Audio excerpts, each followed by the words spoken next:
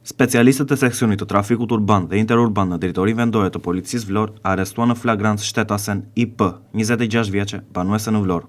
Pasi në rrugën Gjergj Kastrioti, duke drejtuar automjetin, ka përplasur shtetasin AH, 69 vjeç, i cili lëvizte me biçikletë. I dëmtuari ndodhet i shtruar në Spitalin Rajonal të Vlorës. Specialistët e seksionit për hetimin e krimeve në Komisariatin e Policisë Sarandë kapën shtetasin në kërkim VR, 50 vjeç, banues në Sarandë. I dënuar me 8 muaj burgim sipas vendimit të gjykatës së shkallës së parë Sarandë për veprën penale moskallëzim krimi. Specialistët e stacionit të policisë Selenicë referuan materiale në prokurori pasi më datë 19 shkurt 2026 në fshatin Picar, Armen, në banesën e shtetasit AM, 62 vjeç, ka rënë zjarr duke shkaktuar dëme të pjeshme.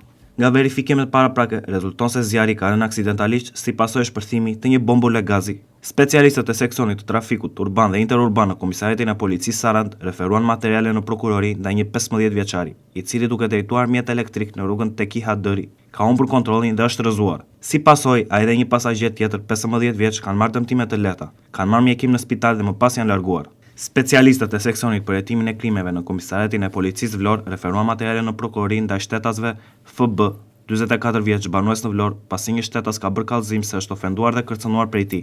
PH, 30 vjeçe dhe FL, 37 vjeçe, banuese në Vlorë, të cilat në afërsi të stadiumit flamurtari janë konfliktuar fizikisht me njëra tjetrën. Materialet procedurale i referuan prokurorive përkatëse në Vlorë dhe Sarandë për veprime të mëtejshme.